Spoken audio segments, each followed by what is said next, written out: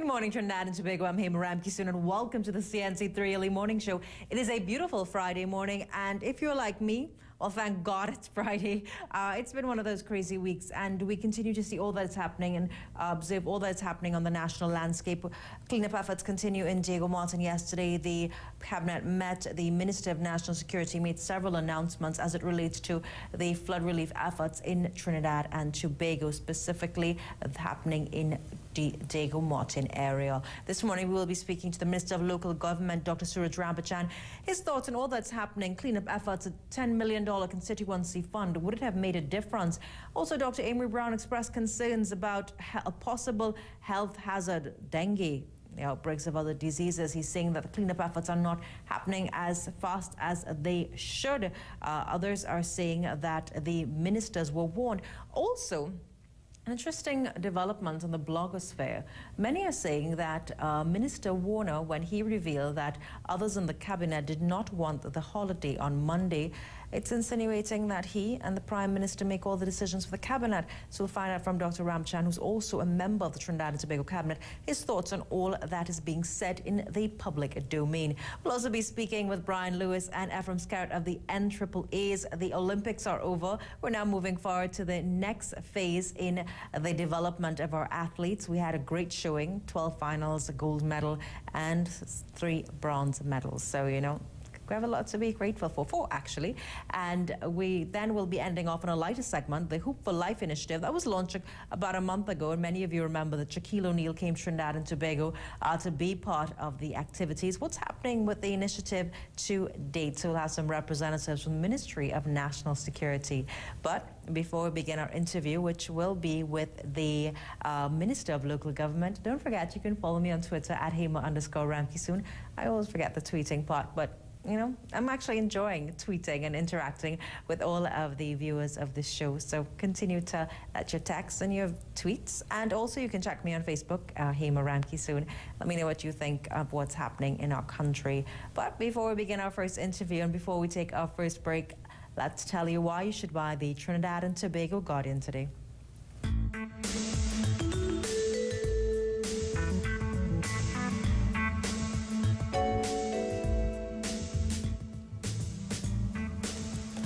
Front story of the Trinidad and Tobago Guardian today, Diego Martin.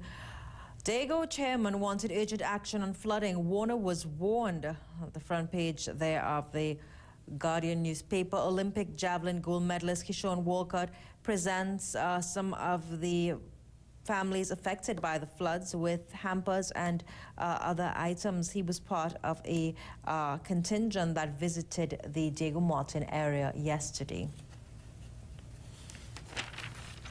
Kishon to move in among VIP neighbors. Well, apparently some of his neighbors will include the Attorney General, who is staying there as well. The Attorney General has said his official residence remains in San Fernando, but he frequents one of the villas there for security and other purposes. Another MP that he will be seeing, Dr. Delman Baker, is another person that is attached to the VIP villas, apparently. A sleeping man shot dead in Chaguanas. Worker killed as crane boom collapses.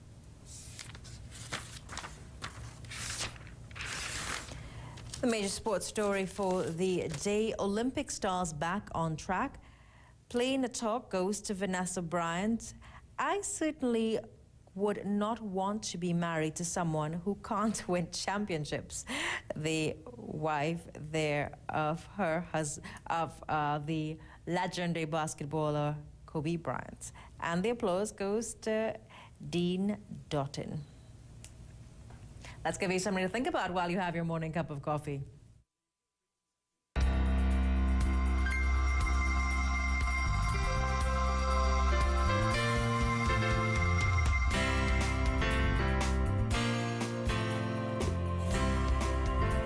Look back, you just have to put the past behind you and find something better in your future. Something to think about as you begin your weekend. You can't look back, you just have to put the past behind you and find something way better in your future.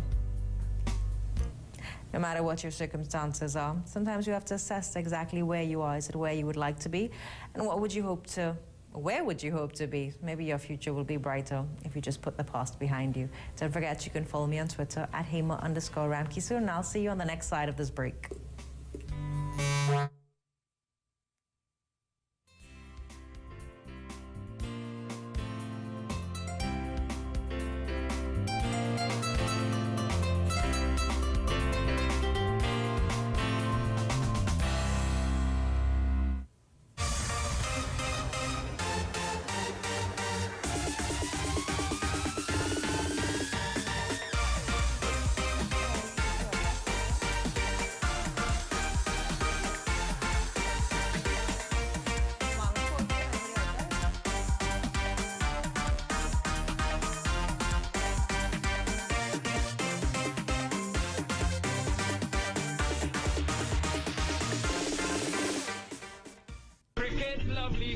Our cricketers, our heroes, a nation forged from the love of cricket.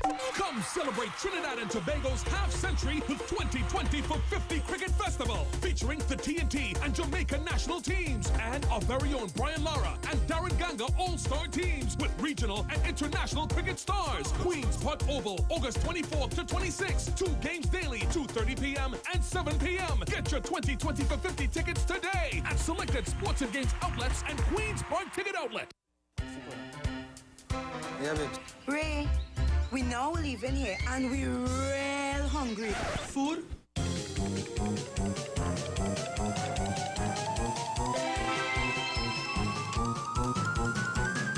Hey, fellas. So food ready?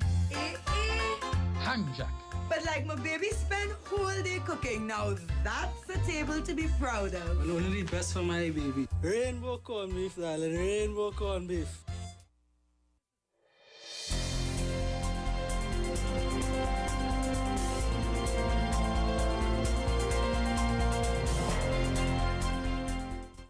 Ken Gordon is a businessman and media magnate. Gordon began working at Radio Trinidad as a broadcast journalist in 1948. He took up the position of managing director of the Trinidad Express newspaper. Under his leadership, the Express was transformed into the Caribbean Communications Network. As chairman and chief executive officer of CCN, Gordon played a key role in establishing indigenous, privately owned media in the region. He co-founded the Nation newspaper in Barbados, the Starbrook News in Guyana, the Observer in Jamaica, and the Tobago News. Gordon received the Inter-American Press Association Award in 1993, the Maria Moores Cabot Gold Medal from Columbia University in 1984, the Commonwealth Press Union Lord Astor Award in 1985, the Media Association of Trinidad and Tobago Award in 1997, and the UE Legacy Award in 2002. The 50 most influential personalities since independence. We want your view via text on Facebook and online at 50tt.guardian.co.tt. There's really one bank you can depend on. Friendly service every day. There's really one standard of treating you like you deserve to be. Yeah. Republic gives only the best to you. We give personal attention, so explain for your inspection.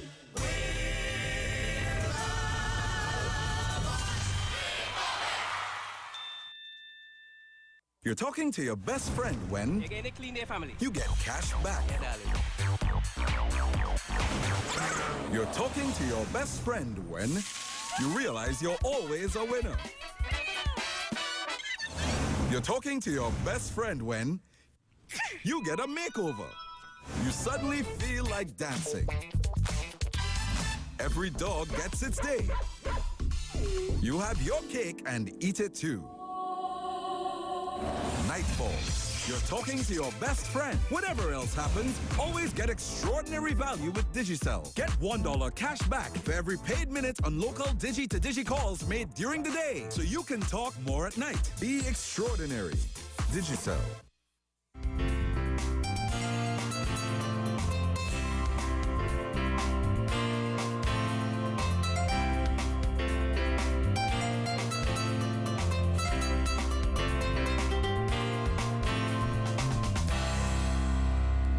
Welcome back, Trinidad and Tobago. I'm Hema Ramsey. Thanks so much for staying with us, and thank you for inviting us into your homes this beautiful Friday morning. Well, cleanup efforts are continuing in the Diego Martin area. Local government is one of the Ministry of Local Government. That is one of the ministries that is integral in cleanup efforts. They're part of the coordinated effort, which involves a number of ministries. But before we look at that issue, and on the blogosphere, the world of the blogs basically, a number of articles have been published over the last couple of days. Now, this stems from a statement that was made by the Minister of National Security, re the granting of a public holiday. And that public holiday was given on Monday, one as a day of celebration. After 36 years, a 19-year-old athlete from Toco, Trinidad, showed the world exactly what he's made of. He stood up against the best and came out on top, a gold medal after 36 years. Some say that the Prime Minister was a little insensitive as cleanup efforts continue in the Diego Martin area. But on the flip side, the Minister of National Security made some statements at a public forum in which many are now questioning the operations of the cabinet and really who's in charge. Let's take that in, and then we'll get Dr. Rambachan, who is the Member of Parliament for Tabaquite, and he's also a senior member of the Cabinet of Trinidad and Tobago. Let's take that story in. Monday's national holiday for Olympic gold medalist Keishon Walcott was described as one of the greatest uniting forces this country has seen in years, but it did not receive unanimous support from the cabinet of Prime Minister Kamla Persad-Bissessar. In fact, National Security Minister Jack Warner told a meeting in his constituency on Tuesday night that when the Prime Minister put the issue to a vote, an overwhelming majority objected. The vast majority said no. And two of us said yes. And we gave you reasons why we said yes. And boy, it was a big fight. No, how we looked and thing and so on. But despite the internal objections, Minister Warner said both him and the Prime Minister felt it justified to declare Monday a national holiday to honor the achievements of Keishon and the rest of the Olympic team. The National Security Minister said that sense of unity and national pride witnessed on Monday reminded him of the need for this country to return to its ideals. This is the country I want to know. This is the country in which I want to live. This is the country that used to be. And I said, I hope those days return. And if it takes a Keishon Walcott to do that, then so be it. He estimates that some 20,000 people made their way to Toco on Monday and tens of thousands more lined the streets. After standing on a truck for more than 12 hours, he said he was convinced that Monday's celebrations were much bigger than those experienced when the Soca Warriors returned home in 2006. For CNC3, I'm Kamal Georges. Dr. Ramchan, good morning. Thank you for joining us. I'm pretty sure that you may have seen the articles that have been published online, read the blogs and a number of sites, where people are questioning the operations of the cabinet, and yet another set of statements are being made about the reason for the holiday and who's really in charge of the cabinet of Trinidad and Tobago. Well, I haven't seen the blogs. I must admit that I've been really taken up with the flood situation and other matters, and really haven't followed the blog on this occasion. But I want to say that the Prime Minister of Trinidad and Tobago operates on the principle of consensus building. She has always done that from day one that she has come into office. If there's any issue to be discussed, she seeks the opinion of every single person in the cabinet before a decision is taken. And I want to say that the holiday was a consensus decision that was in fact taken, and I stand by the holiday. Did you support it when it was brought before you? I support the idea of a holiday because I believe that this country needs to engage in celebration of our young people. And this was a different kind of celebration. This is not just a celebration of any Olympic gold winner. It's a celebration of a young man of 19 years old who went to the Olympics, and few gave him a chance when he came in at number 10 in the finals to even win a medal. And yet he persisted. He had faith in himself, and he demonstrated that faith in terms of winning this gold medal. What this did for Trinidad and Tobago, I think that few things could have done. It excited the sense of patriotism that we need to excite in this country. It showed that this country is a unified country. It shows that this country transcends matters of ethnicity and race and what have you. And we are able to look at an individual in this country and say, this is a Trinbagonian who has achieved for the country, and we must in fact celebrate that. Why does the public have the impression that only Jack Warner and the Prime Minister supported the holiday and that the rest of the cabinet didn't?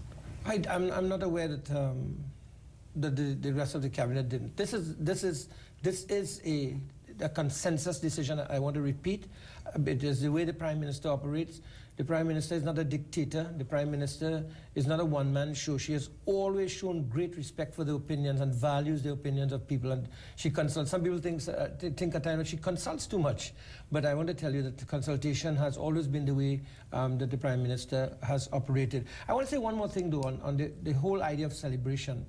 In this country, we have a lot of youth who feel hopeless, a sense of hopelessness. I said a lot of youths who are looking for role models.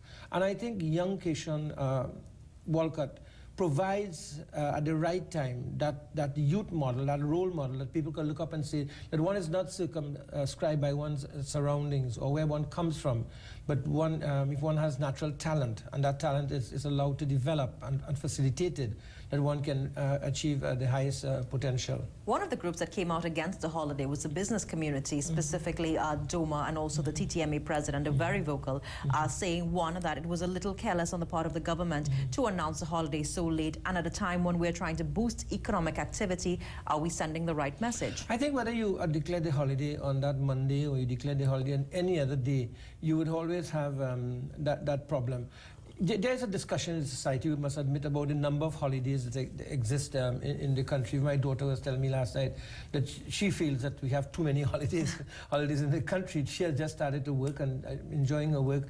But I think that, you know, she's beginning to see the relationship between the building of a nation and productivity and performance. And I think that's a very important thing for a young person also to recognize. So I think that, you know, whether the holiday was on Monday or the holiday was on any other day, I think you are going to get some kind of reaction. But I do not think that the reaction is as widespread as it was made out to be. You had two voices who spoke out there, and those were given prominence in the newspaper. But, you know, there were lots of people across the country who supported the idea of the holiday. I took the opportunity not just to travel with the motorcade, but to walk. And in all the towns we passed through, or villages, I stopped. And together with Roger Samuel and Senator Baines from Tobago, we actually walked among people. And if there were 2% of persons who had some kind of negative reaction, that was a lot. People really valued the fact that the government of Trinidad and Tobago had taken the trouble to present this athlete to the country in this way, and to give people a chance to share in that glory and to share in that moment. This is going to be my final question on this matter before we look to the local government's involvement with cleanup activities.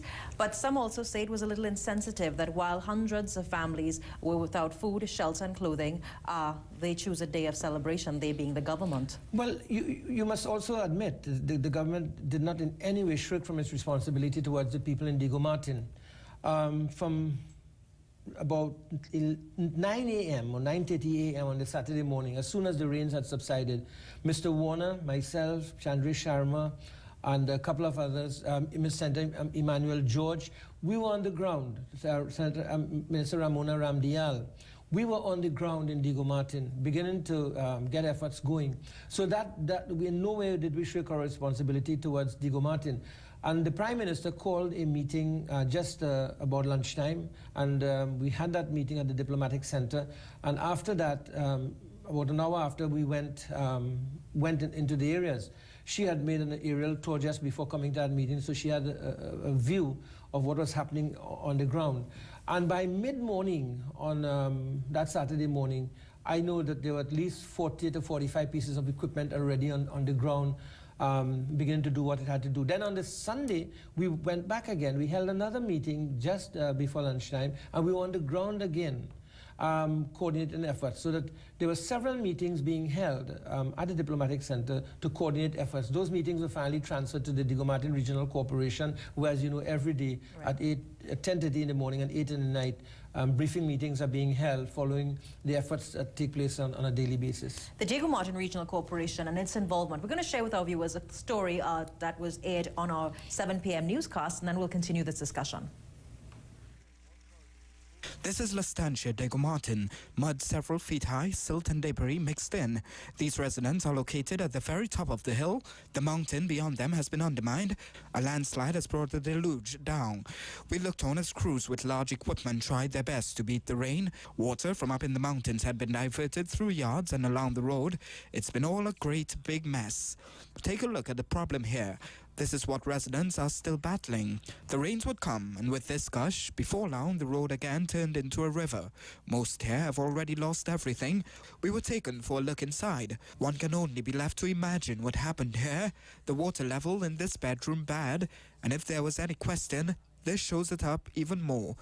The side of the house is not entirely safe, and the rains kept coming. While we were here doing our coverage, we had a downpour of about 15 minutes, and this is the result of it. As you can see, the water gushing out behind me. I'm walking through some of the water just to show you the velocity of it coming down. L'Estancia Avenue needs a lot of work. What the residents are saying is that unless that landslide is dammed, unless something is done to stop the water from coming down, they are going to continue to get this sort of flooding and damage as long as the rain continues falling. Some tried desperately to clog the entrances to their homes, but still it came. A small reminder of what happened on Saturday.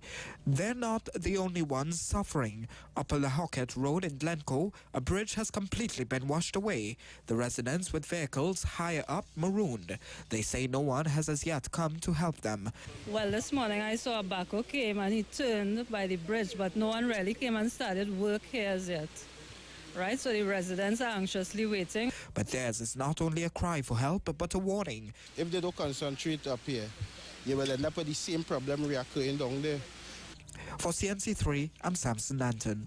A story by our very own Samson Nanton, but that story was aired on Sunday night. Since then, we've actually spoken with the Minister of Works, who has stated that a temporary bridge has been put in place in those areas. Minister, cleanup efforts. The Ministry of Local Government is one of the key ministries that and the Diego Martin Corporation. What's happening today? Well, it's not only the Ministry of Local Government. The Ministry of Local Government, of course, is one of the first respondents to the crisis.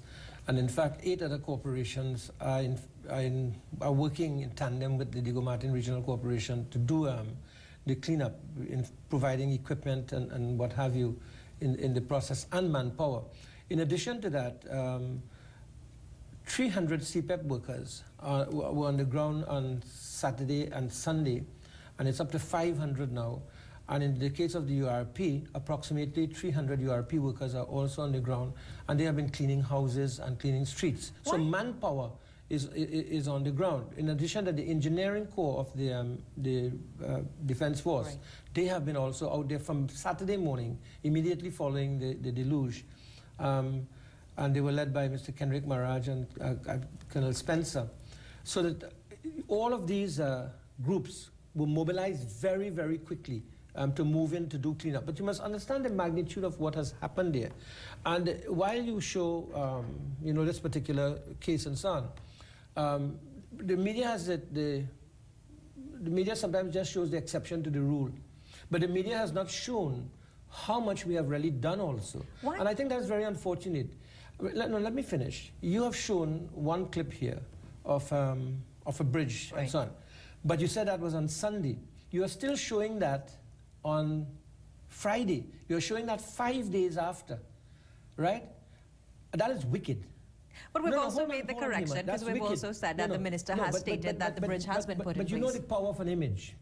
You know the power of an image. So you're using the image in order to portray something that has been handled. And you should be fair to the government and fair to the hundreds of workers. And the Diego Martin Corporation, and the Army, and CPEP, and URP, and all the agencies, be it WASA, what have you, that have come out. Look, water was restored. Why does the opposition believe that the matter has not been coordinated properly? Please, hold on. Water was restored within 36 hours of water going off there. If I were to take on my computer, I'll read to you, and I'll give you the several areas, and I'll do it in a moment, where WASA had to intervene. TNTEC had to intervene in 33 areas.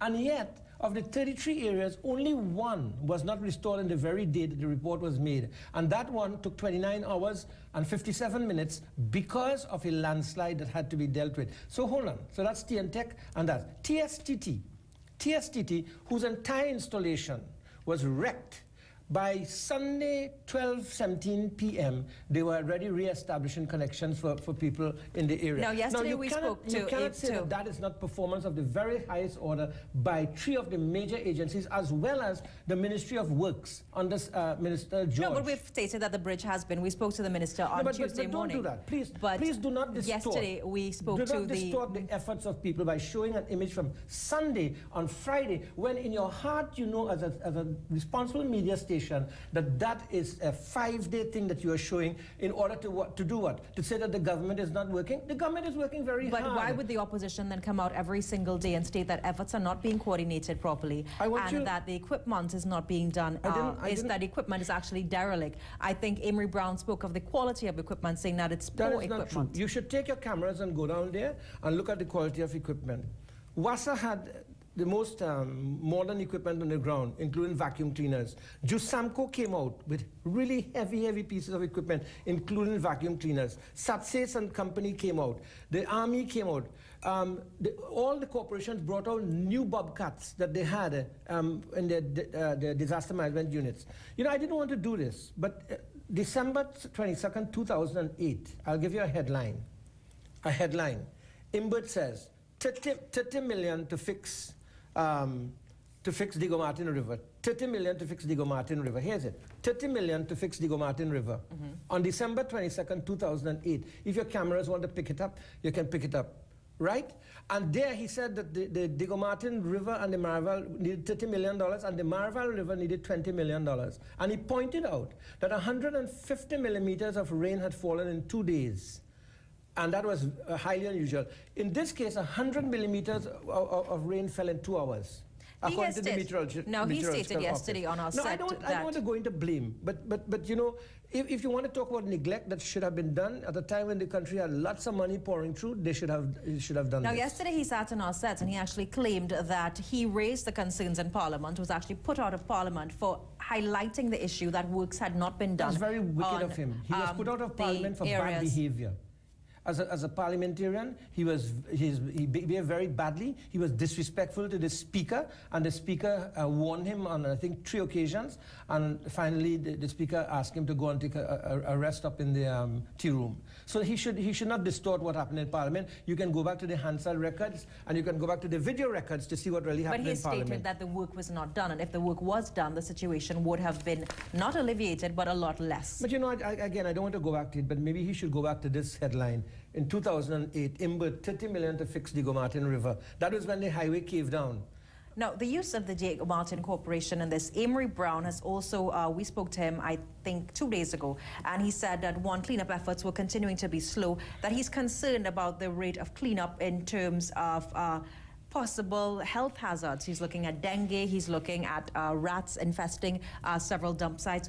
How would you respond to that? The Ministry of Works, in coordinating the removal of debris together with the Diego Martin Regional Corporation, have already moved approximately 700 truckloads of material out of the areas. Remember, you can only go into the areas with so many trucks at one point in time. These are narrow roads. The equipment, there's difficulty also getting equipment into the areas and the size of equipment that you can get into these narrow roads. There's about another 700 loads, according to Mr. Rocha Ganesh of the Highways Division, that have to be moved. In the Blanchisseuse area, 11 landsips have been cleared and 100 truckloads of material that were on the roadways have also been removed. So we are moving the material and moving it as quickly as we can. People in Diego Martin, unsolicited, told cameras, including your cameras, I don't know if you showed it, that it was the fastest response that they ever got from the government to a matter like this that occurred. Dr. Ramchan, we'd have to take a very short break. When we come back, we'll look at the issue of compensation. We'll look at cleanup efforts continuing on the Diego Martin Corporation. The opposition continues to accuse the government of being slow. The government is saying that power, electricity, phone lines, everything was restored within a 24-hour period. They are saying, and they insist, that this is the fastest coordinated relief effort that has ever been put in place. I'll see you after this.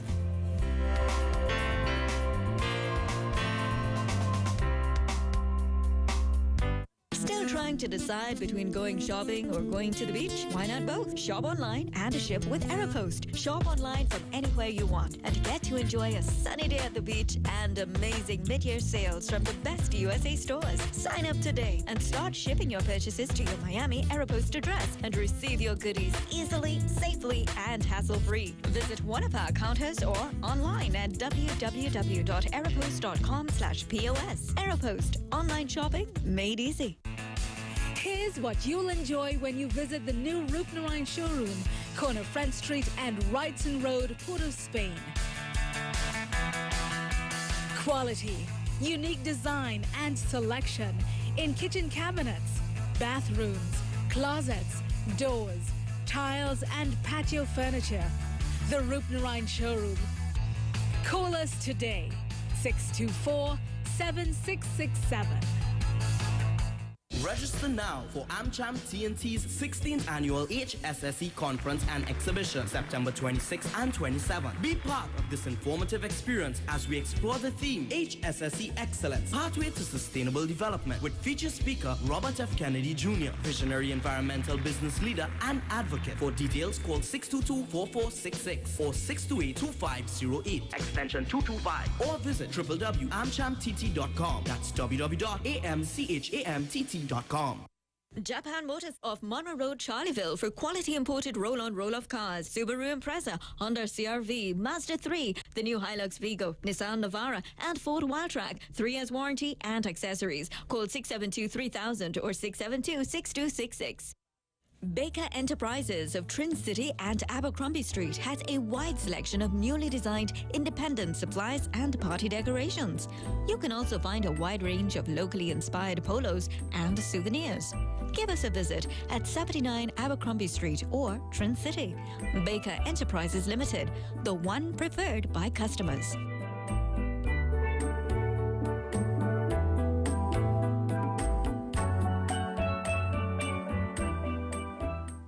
It's here again, Prices Supermarket's anniversary celebrations, where you can win 3 pairs of tickets to Tobago, 2 32-inch LCD televisions, lots of mini appliances and more. Prices Supermarket, Eastern Main Road, El Dorado, just off Cora Junction. Chiropractor, failed. Massage, failed. Physiotherapy, failed. Surgery, failed. Pills, drugs, injections, failed. We succeed where others have failed. Harmonized Diffusion conquers pain. At Pain Relief and Health Management Limited, pay no money if we can't help you. Call 622-8085 or 628-8257 today for your free preview. Thousands to test. Diffusion is the best. Yo, we are the band exclusive from Holland, and 50 September we come to Trinidad and Tobago. See you there. Namaste everyone. I am your Radhika and I am coming to Trinidad on 15th September to perform at Center of Excellence. Hi friends, this is Avinash Sachdev, your Dev from Chodigo, and I'm coming to your city, Trinidad, on the 15th of September to perform in the Center of Excellence. So be there.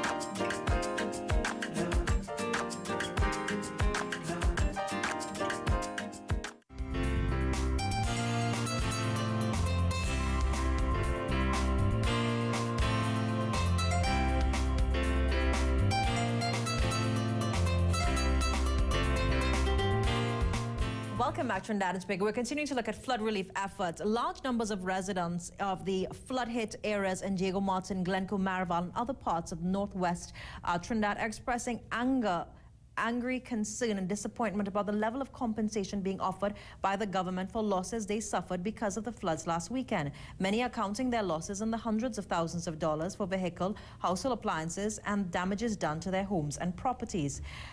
According to this editorial that is published in the Trinidad Guardian today, this is saying that there's an impression for different strokes for different folks by governments in power, and with varying levels of compensation, they've come in for cries of discrimination. Is there any truth to this article? There's no discrimination.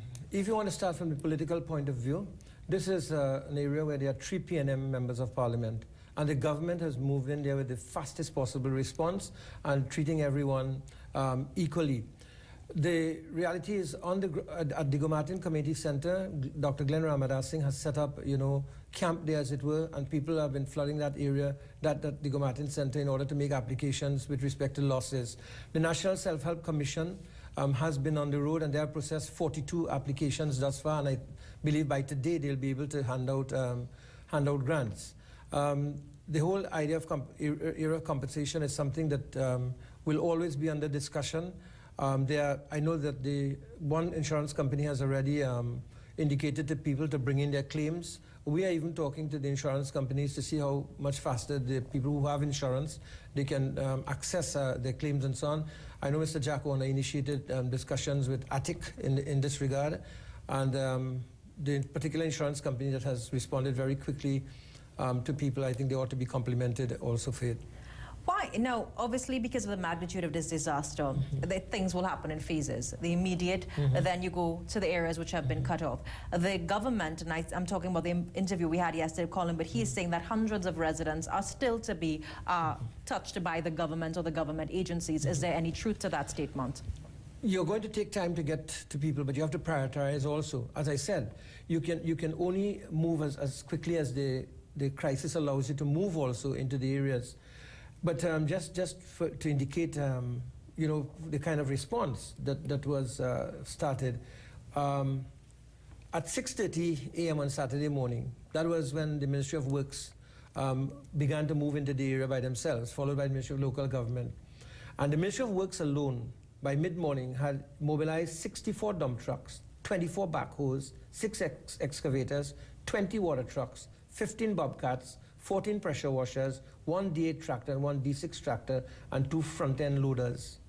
That's just to tell you how quickly equipment was mobilized. And if this equipment was not mobilized so quickly, including now, but that doesn't include the local government, what they did and how they moved in this situation with even smaller equipment to get into those side tracks and so on, I think it would have been worse. This is why when you passed there by about, let's say, just after lunchtime on Saturday, all those roads that you're seeing off the Digomatin Highway, you were seeing them being cleaned up already. You can only do things so quickly. This is a major devastation that took place, and you're going to find that it'll take you some time to get to people. For example, there's a lady on Apple Blossom Avenue, Miss Suzanne Gordon, I can say that, who called me and 2 days ago and said, Minister, listen, I have this mound of earth behind my house, and they promised to come today, and they were not here. But by 8 o'clock next morning, they were there. And she called back yesterday to thank us, to say, listen, you all kept your word, and you came. It's going to take us time to mobilize, and people must be careful that they don't just show what has not been done, but please, in the interest of fairness, show also what has been done in the situation. Something else that Mr. Imbert raised yesterday during the interview, the use of the term disaster zone. He was saying that was a little I guess, presumptuous on the part of the government, that when an area is declared a disaster zone, it means that there's a potential for unrest, that the army goes in, and it was an improper use of the term and declaring it a disaster zone. Well, I want to tell you something. That the declaration of the disaster zone wasn't done just nilly-willy. It was determined that it was a disaster zone after we made the visit on the ground. But it was done in conjunction with the army personnel and the police, so that both were properly informed, and the army were out there on the ground in numbers. In fact, after that, Brigadier Kenrick Maraj and Colonel Spencer, they put even more people on the ground from the army in order to assist, and the police were well in control. You have had no incidences of looting. You have had no incidences reported of stealing in those areas. In fact, on the... So the army personnel are still present today? Yes, they're present there, and they continue to be present, and they're part of the continuing cleanup and mobilization efforts that are taking place.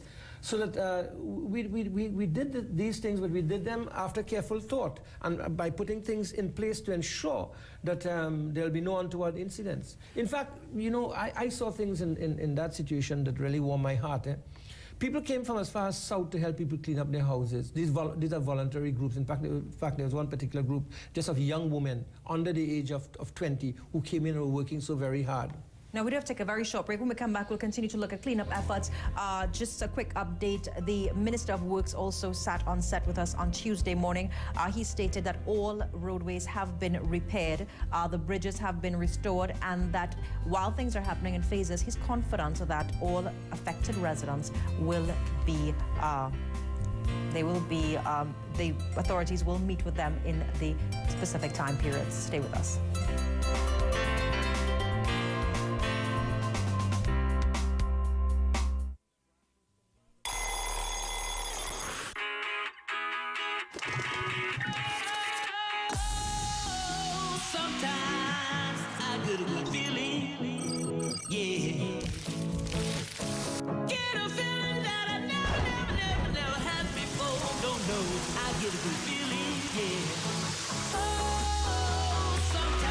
Stream, share faster than ever before on Digicel's super-fast 4G network. It's summer in 4G. Get your smartphone with a smart plan on the smartest network in TNT. Sign up for our newest postpaid smart plans now. Plus, for a limited time, get 1 month subscription free and 4G smartphones for $199. Be extraordinary. Digicel. Chic Lucia Limited, leading manufacturers of vermicelli, split peas powder, greaseproof paper, manufacturers of a variety of paper and plastic bags, bags for French fries, sandwiches, popcorn, supermarket stores, and more. Whatever your needs, trust to Chic Lucia Limited for quality products.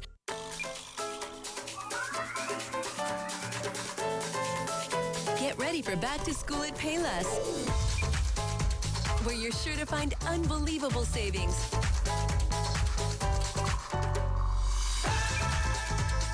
And we measure your kids' feet for the right fit.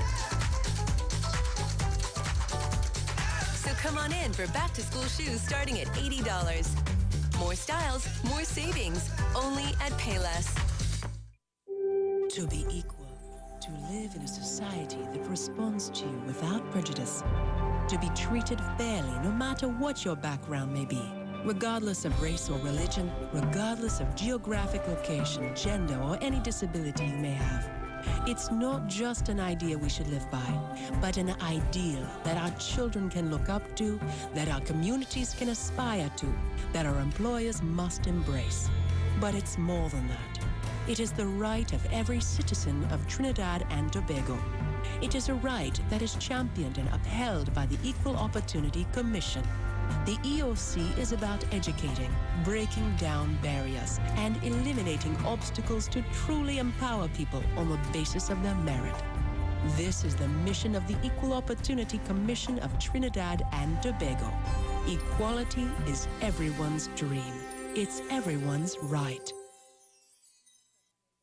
You got to move, move, move, move. We like to move, move, move, move. All bodies young and old. 7 Seas put you back in the groove. Make you move right. John Care from 7 Seas. Moving nice and easy from your hip to your knee. Move your body with John Care whenever you please. You got to move, move, move, move. We like to move, move, move, move. Put the move back into your groove with 7 Seas Joint Care, the only supplement with Glucomega for healthy, supple joints. Move! It's healthy and brand new, straight from Ramsarans to you. It's the pasteurized, reconstituted milk from Ramsarans. It's nut and GM-free, vegetarian, and it's gluten-free. A healthy choice for you and me.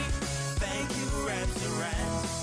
It's the brand new reconstituted milk from Ramsarans. Ramsarans Dairy Products, your healthy choice. It's super deals at super quality. Now open at Trent City Industrial Estate. More than an acre of shopping. Get super deals on supermarket, kitchen, dining, electronics, and more. Look out for hamper giveaways and great deals. Now open at Trent City Industrial Estate. Super deals at super quality. Come and see what police can do. Come and hear what police can do. Come and learn what police can do. We want to partner with you. Police Caravan is rolling into Arima. Come on down to the Princess Royal Park near to the bus terminal on Friday, 17th August 2012 from 12 noon till 5 p.m. It's interesting and informative. Bring the entire family. See you there. Police can do. We want to your partner with you.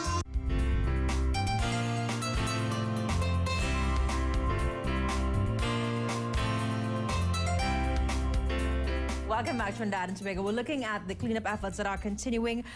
Joining us on set, the Minister of Local Government. Minister, the Diego Martin Regional Corporation, and yesterday, the reason I invited you as well, the former Minister of Works and Infrastructure spoke of the role of the Diego Martin Regional Corporation, one, in cleaning the water courses, and in two, regulating what has been deemed illegal building or indiscriminate building practices on the hills of Diego Martin and Maraval. Let's talk about one. What is being done by the Diego Martin cleanup of the particular water courses?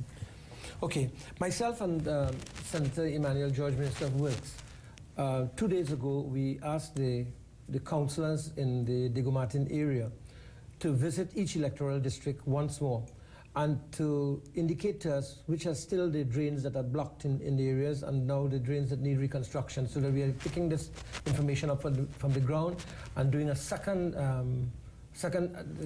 survey and going in to clean up these drains so the water courses would not be blocked and the reconstruction efforts can continue. And that information will be available by this evening, maybe for the latest tomorrow, from each one of the areas affected in this regard. In terms of enforcement, yes, under the Municipal Corporations Act, the local government can serve notices, can force people to clear drains or can do it themselves and what have you.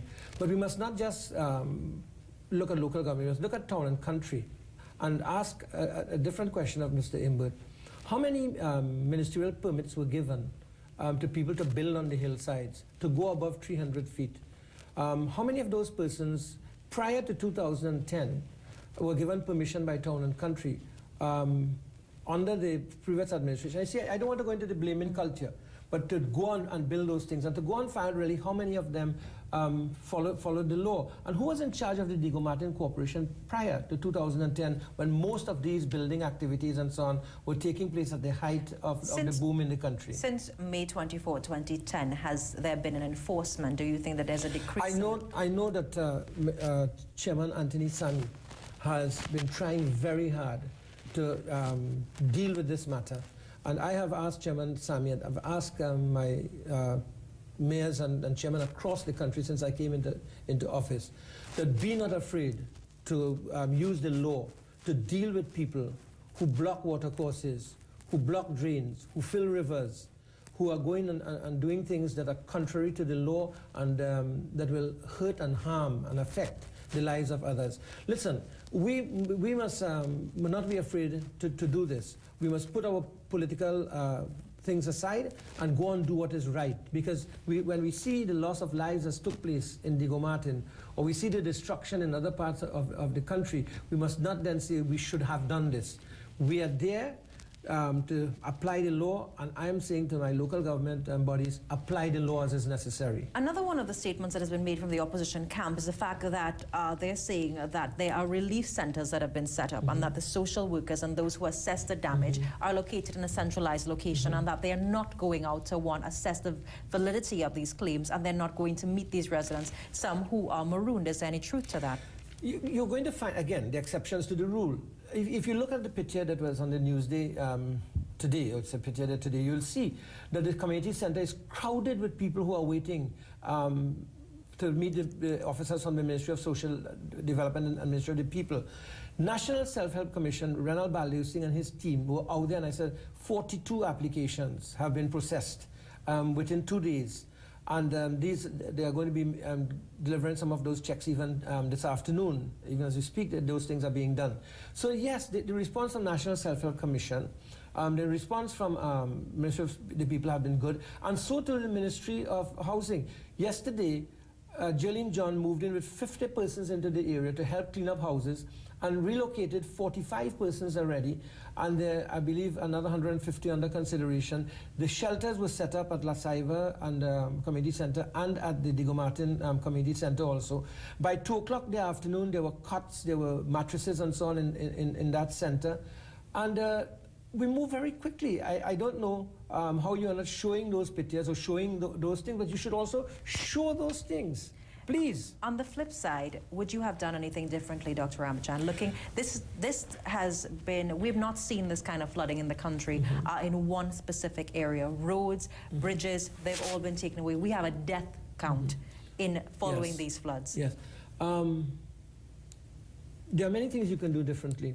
One of the things that I'm doing immediately, I'm boosting the resources of the different the disaster units at the different corporations. That is definitely being done. And that will include more equipment and vehicles in particular. The voluntary arm of the disaster management units, that is also going to be boosted. More people are going to be asked to come in and be volunteers, and they're going to be provided with equipment also, so that will create a more widespread number of people to respond to the situation. And of course, as we go along, the lessons learned from this, we review them and we'll take the necessary action. Every experience is a learning experience. When your government came into power, the former Minister of Works and Infrastructure stated that flooding would be a thing of the past. That has also been, your government has come in for some criticism from various quarters about that statement. What would you say to these people this morning? I think it's a good vision he had, flooding as a thing of the past. And I think in several areas, the Ministry of Works and the Ministry of Local Government have done very good work. In the Gasparilla area, where I was flooded out in August of 2010, and 301 homes were affected. In fact, at that point in time, the government paid out $1.4 million so that people could buy back appliances and what have you. That river was dredged. Several other rivers across the country were dredged since then. The dredging continues. The cleanup exercises continue. And I think that the flooding that was being experienced in several areas are not being experienced now, including South Trinidad. We do take a very short break. When we come back, we'll continue this discussion. Stay with us.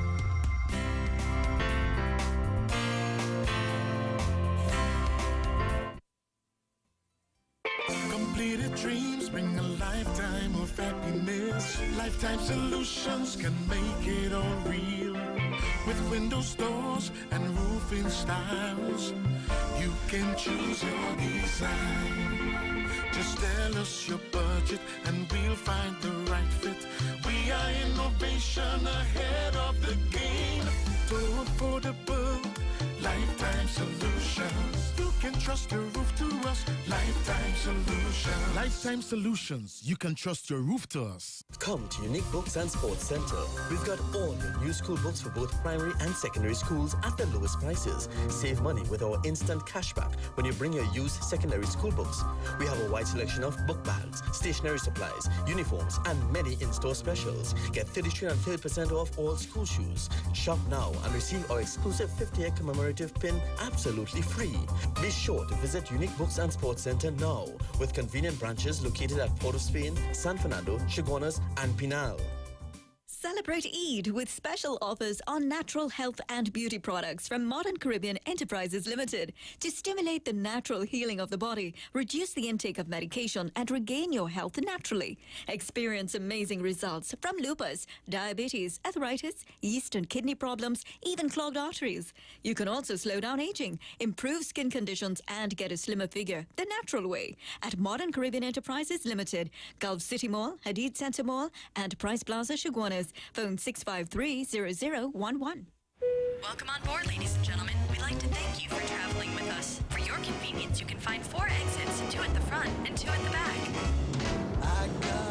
Enjoy your drive and have a nice day.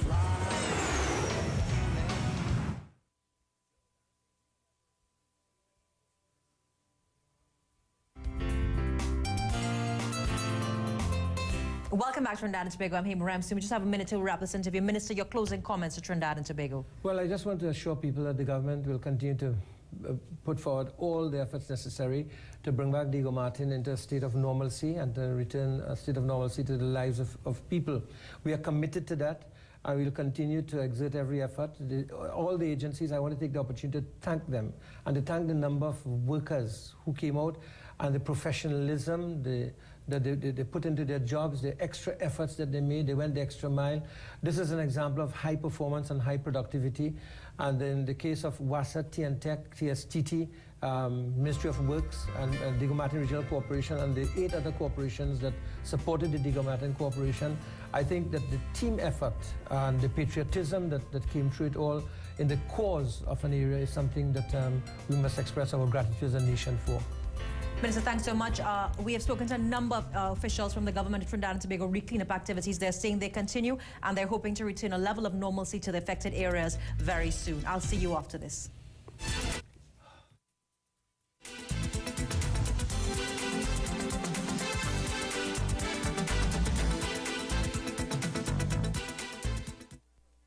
Good morning, I am Chester Sambrano and this is Headline News on CNC3 and the TBC Radio Network.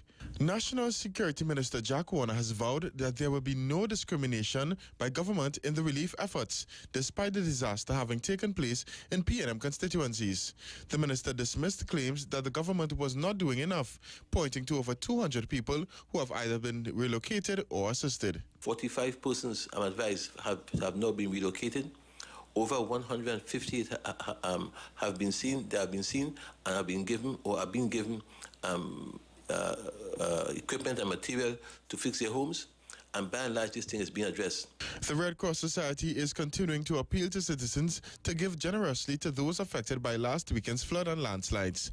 The society has already received donations from Allston's Marketing Company Limited and other companies in thousands of dollars worth of disaster supplies. As it unveiled some of the supplies, Communications Director Leslie Ann St. John was full of praise for corporate TNT, as well as individuals who have gotten their co-workers and managers to donate. Well, we've had corporate Trinidad and Tobago come on board in a fairly major way, and I think the ball got started with the telecommunications sector, with Digicel coming on board and helping us raise some funds with a text drive. We had Unilever come on board fairly early, giving us supplies. We've had Lever Brothers come on board. We have NIPDEC coming on board with a donation. But what's also interesting is that a lot of companies, their employees are taking the lead. It's business as usual on September 3rd. The date has not been declared a public holiday. Communications Minister Jamal Mohammed has put to rest the rumors that September 3rd this year is to be a public holiday. The rumor has been spreading over the last 2 days on social networking sites. The minister says there is no truth to it. There is a rumor going around Trinidad and Tobago that the 3rd of September has been declared a public holiday. There's absolutely no truth to that rumor. The 3rd of September will be a normal day. I think it is the reopening of school here in Trinidad and Tobago, so it's back to work as normal on the 3rd of September 2012. And Cabinet has approved $289 million to be spent on crime-fighting initiatives. To acquire 300 vehicles for use by the Trinidad and Tobago Police Service, in many cases giving officers for the first time the use of vehicles to take at home with their weapons. Stay with us. We'll have another news update at the top of the hour, and our major newscast is at 7 this evening, right here on CNC3 and the TBC Radio Network.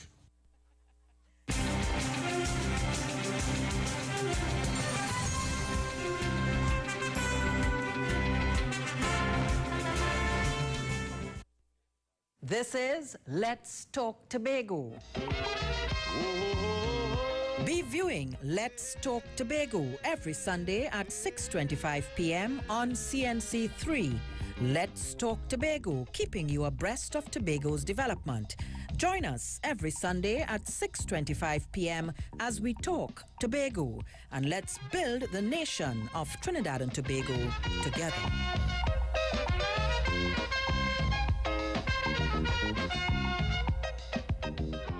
You want a beautiful body, skin and hair. The top brands are always near. Pennywise. Come and discover why everybody loves Pennywise. Medical, nutritional, even dental. Our health range is really special. Everybody and baby too. We've got the best prices here for you. Come and discover why everybody loves Pennywise. You're talking to your best friend when You're going to clean their family. you get cash back. Yeah, darling. You're talking to your best friend when you realize you're always a winner. You're talking to your best friend when you get a makeover. You suddenly feel like dancing. every dog gets its day. You have your cake and eat it too. Nightfall.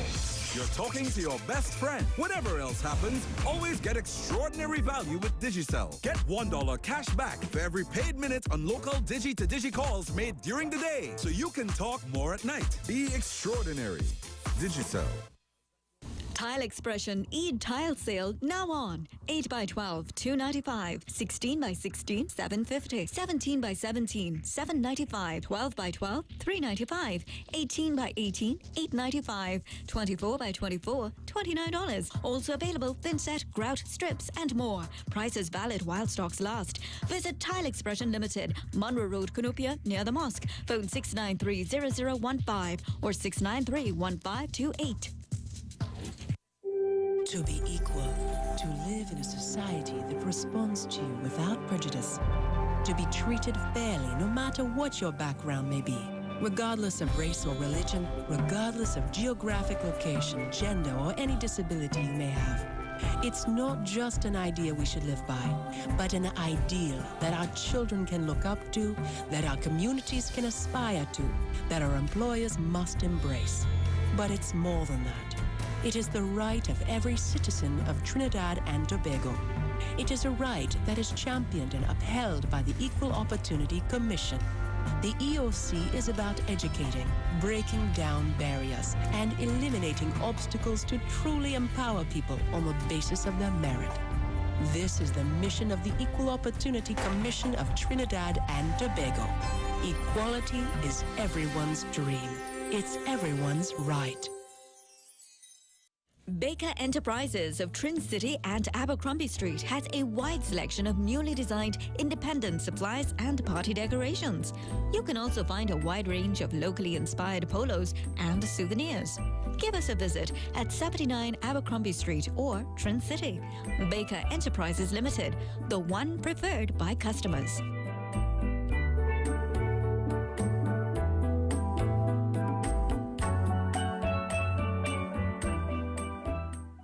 Register now for AmCham TNT's 16th annual HSSE Conference and Exhibition, September 26th and 27th. Be part of this informative experience as we explore the theme HSSE Excellence, Pathway to Sustainable Development, with featured speaker Robert F. Kennedy Jr., visionary environmental business leader and advocate. For details, call 622-4466 or 628-2508, extension 225, or visit www.amchamtt.com. That's www.amchamtt.com.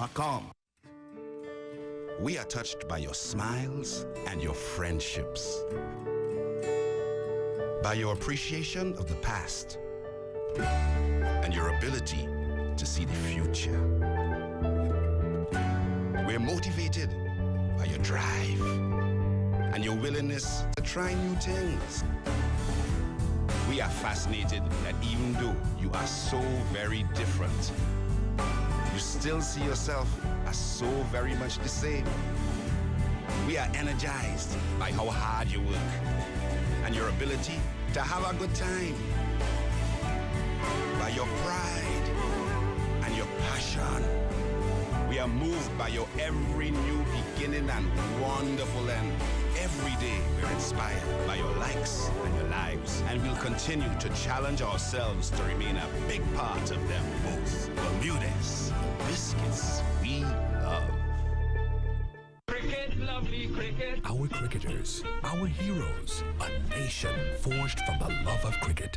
Come celebrate Trinidad and Tobago's half-century with 2020 for 50 Cricket Festival, featuring the TNT and Jamaica national teams, and our very own Brian Lara and Darren Ganga all-star teams with regional and international cricket stars. Queen's Park Oval, August 24th to 26th. 2 games daily, 2:30 p.m. and 7 p.m. Get your 2020 for 50 tickets today at selected sports and games outlets and Queen's Park Ticket Outlet.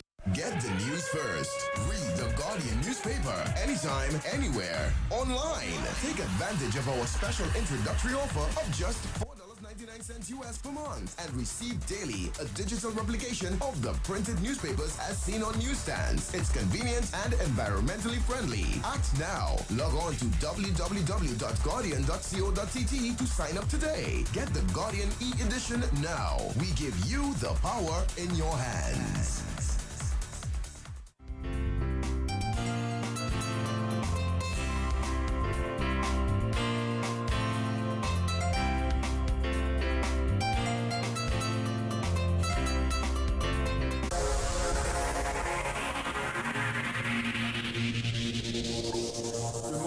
back to the early morning show. A bit of off-air chatter there between Hema and I, and of course our guest this morning. We're talking about the Olympics. Of course, our team returned on Monday to our heroes. Well, I shouldn't say our team.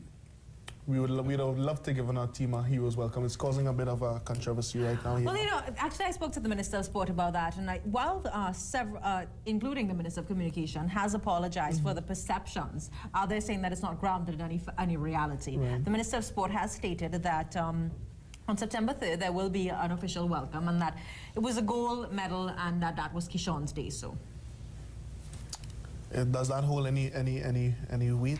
You know, I keep telling people my role here is to ask the question, not to give my opinion. So every single time that I get tweeted by, maybe I should call the name, saying that I'm expressing my opinion or that I'm doing, I'm like, you know, my job is really to ask the questions, but not put my opinion on it, not to attach my spin or my thoughts on it. Of course. Can't please everybody. And speaking about pleasing everyone, the TTOC. Good morning, Mr. Lewis. How are you? I'm fine. Thanks for having me, and welcome to Trinidad and Tobago and your viewers. Now, the London Olympics. Your thoughts? Was it a proud moment as a Trinidad and Tobago national? We had 12 athletes making it to the finals. This is the best performing team we've ever seen, and we've come home with a gold medal. Yeah, it was a proud moment. You know, I must say, first let me just say, on behalf of the Trinidad and Tobago Olympic Committee, to the members of the Muslim community, this is a very special moment for them time, so we acknowledge it. Given the fact that the current TTOC executive have basically been around since 1997, so we would have been through 2000, 2004, and 2008. The Hearing Anthem play at the biggest sporting festival on the globe, on planet Earth, was really a moment that, it's one of those moments I think that you will take with you to the end. It was fantastic, and in terms of the performances of our young people, who in the main are young people, was absolutely thrilling and fantastic. Speaking earlier to the General Secretary of the N3s earlier in the week when the team was returned home, he mentioned to us that you all mandated or would have liked to have seen 6 medals come back to Trinidad and Tobago. We were able to achieve 4, 3 bronze medals and, of course, a gold. Is that falling short, or what is the TTOC's take on that? Well, let me put it before less people feel that all of a sudden we think, what would have happened again? He's correct in the sense that way back in 1997, the TTOC executive did some strategic planning and projected ahead, because you can't really wake up 6 months and 2 months before the Olympic Games and realize the Olympic Games. It's not. It takes 10 to 15 years in terms of putting things in place. So that when we went ahead, this is 1997, so we had 2000, 2004, 2008. 2012, the target was 6 medals, 1 gold, but I want to put that in context, 1 gold. 8 sports, 2 team sports, 8 athletes in every event in terms of especially track and field. And for 2016, let me say it one time, it is 8 medals. We did not get, well, there was 4 medals. So that from internally of the TTOC, we recognize and we don't want to operate as if, you know, it's all well, perfect. We know that there are certain things to fix, because if we don't do that, we may have to wait another 50 years for another gold medal. That's the reality. Many people in this whole euphoric state don't want, you know, everything focuses on what's the positive, but there are some improvements that definitely need to be made and things that need to be put in place. But having said that, I'm not someone who supports the call for more funding for sport. I don't think that should be done until there is a proper critical analysis and SWOT of where we are in sports. Where are we in sport? We have evolved to a point now where we have 12 qualifiers, 12 finalists at the world's biggest sporting event.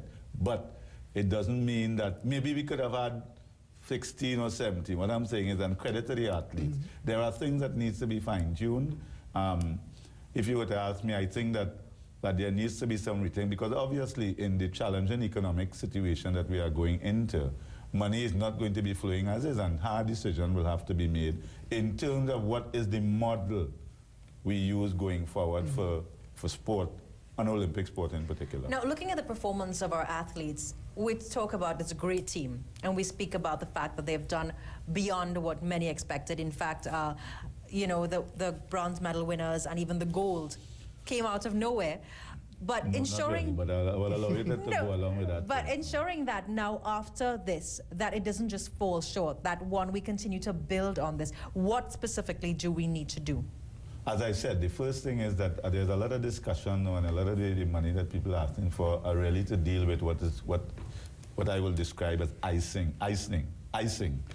We need to get the cake right first before you start to put on the ice. And there are little challenges there that we need to work. We need to discuss. I mean, you know, Nigeria, for example, 160 million people spent 8 million pounds. They're using that at the low end of the poll. 8 million pounds, or 80 million TT, and they didn't get any medals. I just saw only yesterday some analysis coming out of Great Britain where each medal, they have worked out that each medal cost them 4.6 million pounds, which is 46 million TT per medal. I don't think it is realistic that we, given I'm talking about our economy, given our population, given our challenges outside of sport, whether it is crime, health, the education system, can expect that kind of investment into sport. So there needs to be some, what I call sober, grown-up discussion and conversations taking place, rather than everybody running with their cap out now and feel that now is the right time to make demands and outside of the glare of critical analysis, assessment, measurement, and evaluation. So therefore, in your opinion, have we gotten or have we been getting value for money in terms of our investment and return? You mean Trinidad investment in sport? Well, if you compare to what other people are investing, we are investing, but to answer your question, we are getting way above what we are investing in sport. So we are, in fact, in a real sense, under-investing, but that is understandable given the challenges of the economy currently. So then this sober discussion that you're talking about, how do you expect that to go, considering that we're asking for a bit more returns on less investment? Well, it's like anything. I mean, whether in business or otherwise, you have to look at what's going on in the strategic environment, and you have to make decisions. You may have to decide that you're going to focus on what they call in the sport model, targeted investments to those individuals and sports that are more likely to qualify for the top 8 in the first instance and bring a medal, or you may balance it between community. So there's some discussion that have to take place. But I mean, we are at a particular point in our 50th anniversary where it's a good place to be, you know, to bring unprecedented Olympic success in the year that we are celebrating our 50th anniversary, and that's fantastic. But, you know, we have this way sometimes where we celebrate, especially in sporting success, but we aren't able to build on it. You mentioned earlier that one of the TTOC's projections back in 1997 when taking up office was also to have 2 team sports qualify for this these games just gone. We were unable to do this. And then you see earlier this week, Petrochin came on board to sponsor athletes towards 2016. But their criteria is individual athletes in individual sport. How do we then get our team sports to progress? Well, first off, I can't speak for the TTOC. We can't speak for what Petrochin may have developed. I mean, they would have had their discussions with whoever. It certainly wasn't with the TTOC, but that's not a problem. But I mean, it is there. What I understand it to be is an investment in youth, which is always good and commendable. But getting back to the entire question about team sport, which has been suffering over the last few years from almost every Olympic sport that is have not been performing at the international level that we would like them to see. How do we get our team sport? As a matter of fact, that's almost a policy decision that will have to be made, because to get a team sport to the Olympics requires significant investment, because you're not dealing with one athlete, you're dealing with 22 or whatever. So that I don't know, you know, if we can afford to have a team sport, to be honest, but it requires some discussion, because it is going to require a lot. I mean, the sports that I would think of the top that that are close or would be in consideration if you had to identify a couple of sports would be football, hockey, and volleyball, not leaving out any. And then with rugby sevens coming on for the first time, you know, it would be something that worth consideration. And you have golf also coming on. So, you know what I'm saying, and the point I'm making, with 28 sports on the Olympic program, you can't, a country like Trinidad and Tobago can't target 28. We may just have to target 8, 6. But that is discussion which, I mean, I am being a bit ahead of myself outside of the full TTOC executive and its stakeholders having a further strategic review, for want of a better word. Beautiful. We do have to take a very short break. When we come back, we'll continue this discussion. Stay with us.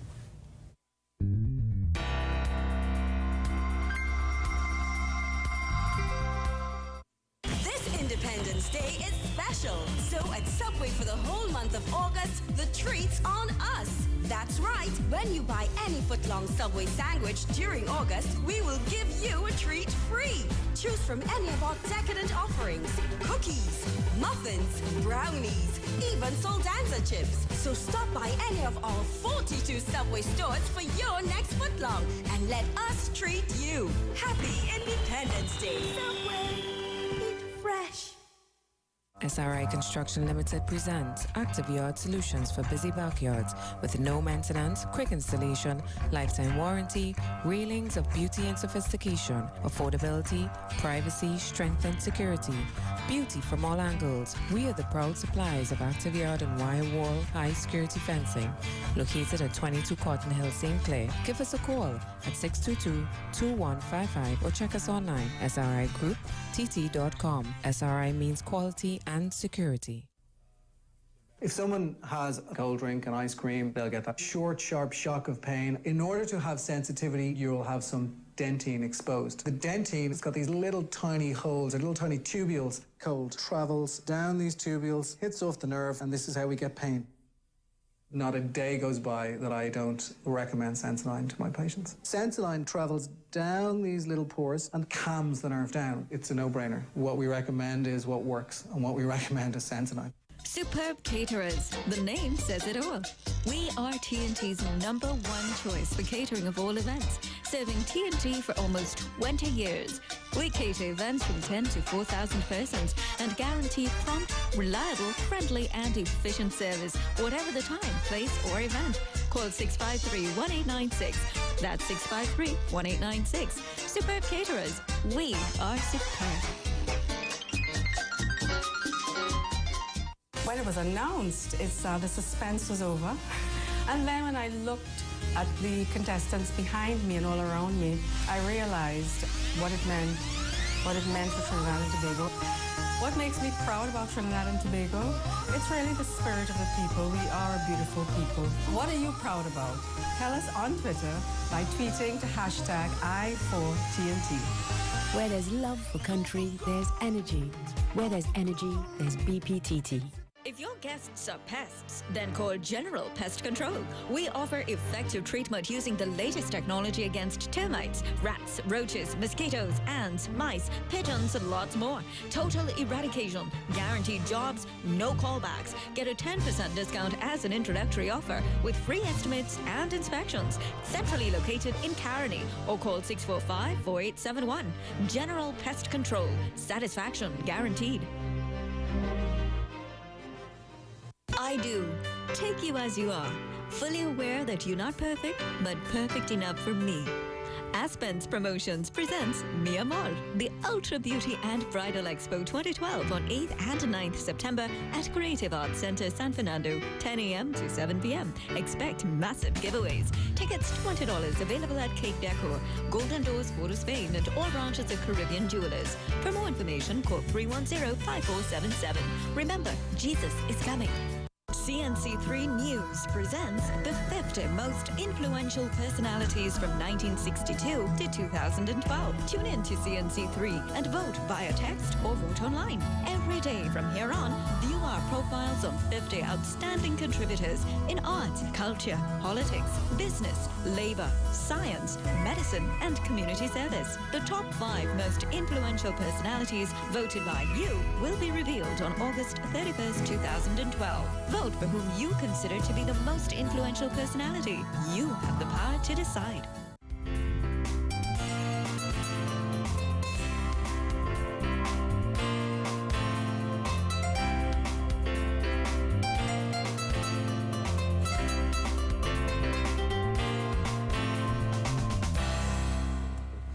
Welcome back to Trinidad and Tobago. I'm Hema Ramkissoon and Jassy Marique is on set with me, and we're looking at the world of sport. A great Olympic showing. I think a proud moment. On Monday, this country welcomed home the lone gold medalist after 36 years. 36 long years.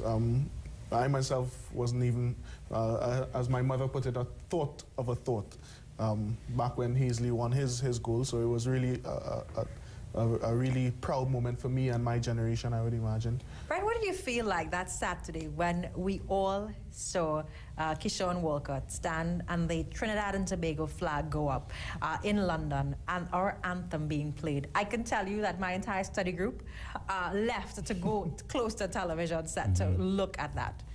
What did you feel? I think it's safe to say words couldn't adequately express the feelings. I know that it would have been the first time I belted out, and I use the word belted out, the anthem, not worrying about whether, you know, I consider myself tone deaf. So that it was that type of moment. It was really a fantastic moment. As I said, anybody involved in sport, any sport, whether you're an administrator, official, athlete, coach, or family or supporter, the moment that they hear your national anthem, it's something about the national anthem playing in a global event like that. It's difficult to put into words. It's the feeling of pride and joy, and you're just so proud to be a Trinbagonian. You know, the red, white, and blue. You know, red, white, me again confused, mixing it up with the British. The red, white, and black. You know, it's thing. And then, you know what added to it? It was really nice. The incredulous looks of people in the stadium, especially Europeans. You know, it's like,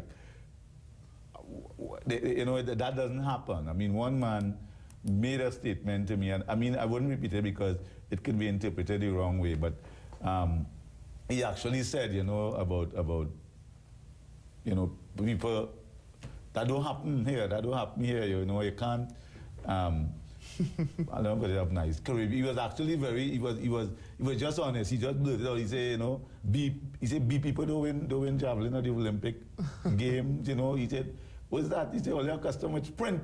You know, it was that'll tell you how taken aback they really were. I mean, the coaches, it was like it was that kind of moment. I'm glad that Keyshawn and the Trinidad and Tobago Olympic team could have brought a new generation, because as you were saying, when Rodney Wilkes won his first medal in 1948 at our first time at the Olympic Games, and then Lennox Kilgoy in 1952, then you had Wendell Motley, Edwin Roberts in the 4x400 meter team in 64. You know, you have these gaps. And then you had Hazley Crawford in 76.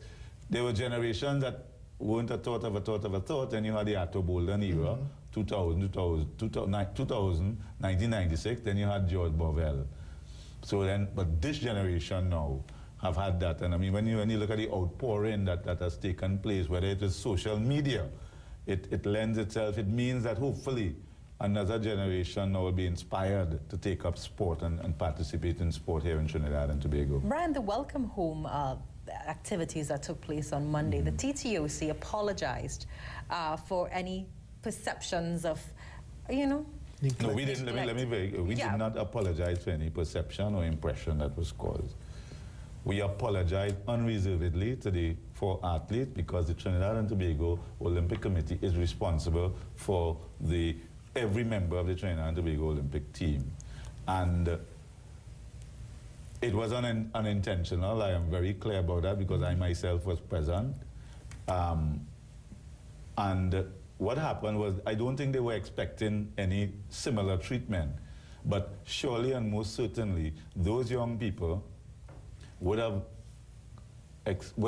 entered Trinidad and Tobago with the expectation, and their families and friends, that they would have had the opportunity to be introduced and at least have a wave to the crowd. That didn't happen, and as I told somebody just now, you know, they said, anybody who does not understand has never maybe sacrificed 12 or 15 years of their life to achieve something. Now, Michelle Liahi was a finalist in the women's 100 meters. 17-year-olds, you know, these are young people who, to qualify for Olympics requires some effort. Yeah.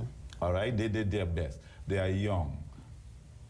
That moment will not reoccur again. No matter what we say or do, that moment wouldn't reoccur. That having been said, we felt that we did what we needed to do as the body responsible for these athletes, and you know, the matter is gone, and as I said, the other thing about it, why we felt it necessary to take responsibility, I must tell you, in September last year, we would have submitted to the International Olympic Committee our strategic media management plan. That's the kind of detail and planning that goes into these things. And we would have had to outline a communication plan every step of the way. And you have scenarios. One of the elements of that plan would have been post-games, medal, success, how you manage the different things, right? And in that regard, I felt personally that we did not, you know, that fell apart when you look at it, all right? If you were to ask me, what could the TTOC have done differently or in hindsight, I would be honest enough to tell you this is what would have happened.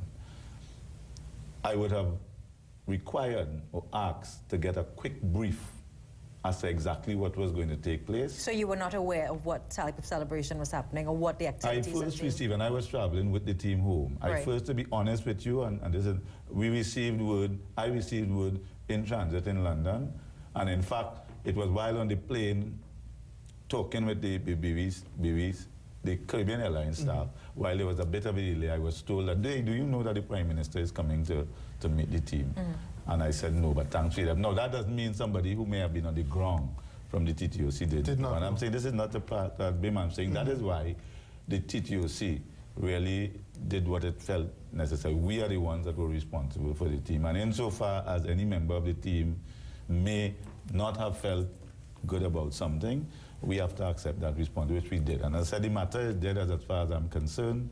But I think, as I said, it's not just simply to say, well, no, that moment will never be replayed. It's like what has happened with Cleopatra Burrell Brown and exactly. Valerie Adams. There's a doping incident. Valerie Adams, you can never replace for her. Yes, even though she gets the medal in the post or something, the fact that on that day she was denied the opportunity to hear her country's anthem. That having been said, as I said, you know, we learn and we move on. The plans for September 3rd to welcome all our athletes back and treat them to the ceremony that perhaps they deserve. How has the TTOC come into that whole? No, we have been well advised by and as a matter of fact, I must say the minister personally informed the TTOC of what was going to happen and take place, and he, as a matter of fact, he asked that we provide them with a list of all who we feel should be attending. So, as I said, that's not the issue. And I mean, on the day, I mean, just to quickly come back to it, I think that the issue would have been on the operational basis. I mean, you know, those things don't happen at the level of sometimes senior management or senior executives. The level of compensation given to the gold medal winner and or expected to be given to others, do you think it was fitting? Do you think more should have been? You know, to be honest, I don't have a view on it. I think that is purely that's left entirely up to the government, whatever decision in consultation with the athlete and the athlete's family that they feel, and the national sporting organization that they feel should be made. That's entirely up to them. I mean, Mr. Lewis, we just have a couple minutes to wrap this interview, but it wouldn't be the last time that we have you on set here before 2016. I can guarantee. But how do we? We may in the future have 3, 4, 5 gold medalists. We may have 10 medals like Jamaica. How do we look heading into 2016 as an Olympic nation and as an Olympic committee? I would say that we're in a much better position in terms of Olympics today than we would have been for, as I said, when you look at the 12 finalists, don't take that for granted, Hema and DC. Don't take that for granted. If other people want to take it for granted, let them take it, but don't take that. We're in a very good place, and this is why it's important that the TTOC and a lot of the key decision makers don't get carried away with with what has happened. There are some sober decisions that need to be made going forward. Brian, your closing comments, Trinidad and Tobago. Thank you to God, thank you to Trinidad and Tobago, thank you to everybody for the support. This wasn't about just the 31 athletes and the 20-something officials that were in London. This was about Team Trinidad and Tobago, Twin Island, Trinidad and Tobago. Trinidad and Tobago, a moment to celebrate. On Monday, the country celebrated our second gold medal, but the first in 36 years. Young Kishon Walcott, a moment where we all felt proud to be training. On Saturday last, we all listened to the national anthem being played in the out there in London. So congratulations again to Kishon. Congratulations to the TTOC and to all of our athletes. They continue to do us so proudly. When we come back from this break, we're going to be speaking to officials from the Ministry of National Security. Hope for Life. What's happening with that initiative? Do you remember when Shaq was in Trinidad? We do. I'll see you after this.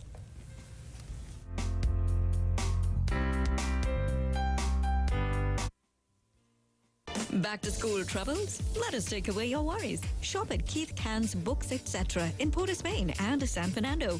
You'll not only notice the difference in service, but the difference in your wallet. No one beats our prices. You can also email your child's book list at info@keithcannsbooksetc.com or fax 657-0468 in San Fernando or 623-1201 in Port of Spain. And we're prepared for collection. Keith Cann Books Etc. Your partner in education. Home renos have never been easier with the professional and reliable staff at Pioneer Enterprises Limited. We pride ourselves in supplying and installing beautiful PVC, gypsum and the suspended ceiling. Find out more about our steel doors and other ceiling accessories.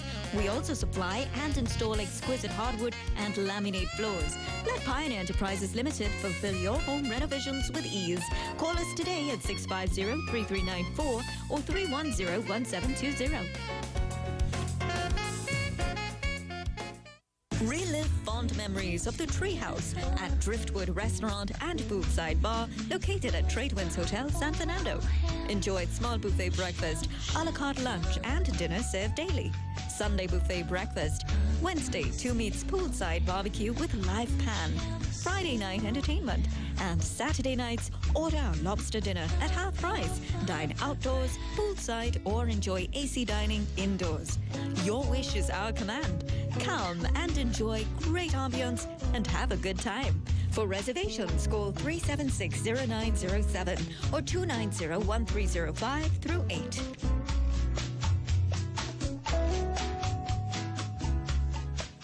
Introducing a new concept in shopping in Trinidad. AmazingBuysTT.com. Choose from thousands of products. Check out our specials. Free online gift registry. Shop from the comfort of your home. AmazingBuysTT.com. Call us at 652-4438.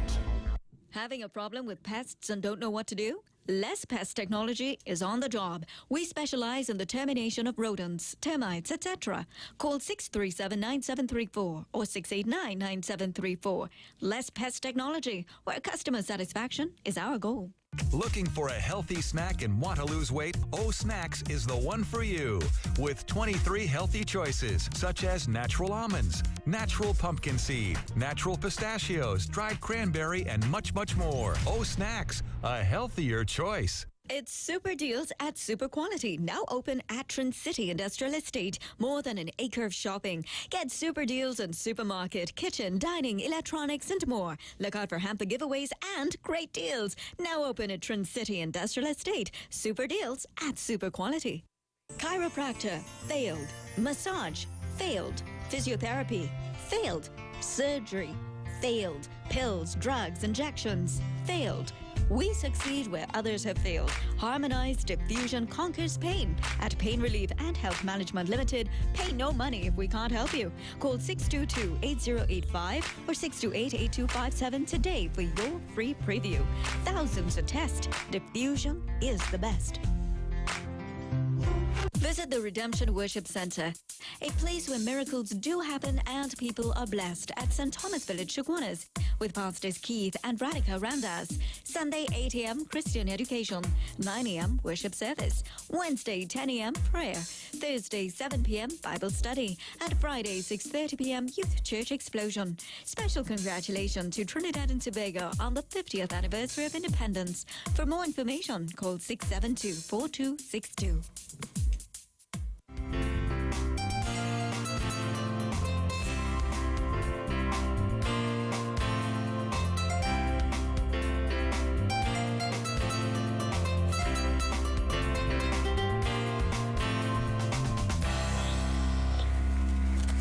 Welcome back to Trinidad and Tobago. I'm Hema Ramsoon. Thanks so much for staying with us. And Jassy Marika is still on set. And the reason is we're talking about sport, but using sport for social transformation. Sport is the greatest vehicle for social transformation. The Hoop of Life initiative.